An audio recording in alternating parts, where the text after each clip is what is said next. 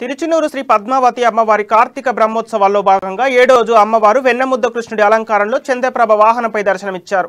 అశ్వాలు, వృషభాలు, గజాల ముందు కదులుతుండగా మంగళ వాయిద్యాలు, భక్తుల కోలాటల నడుమ అమ్మవారు ఆలయ 4 గోడల వీధుల్లో విహరించి భక్తులకు అభయమిచ్చారు.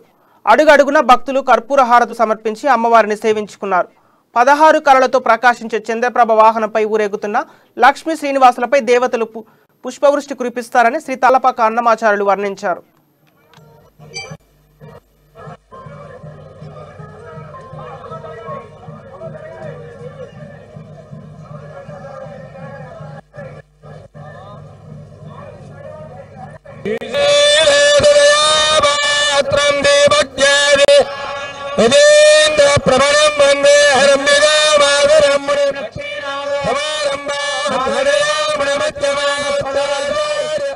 వందే గురు పరంపరా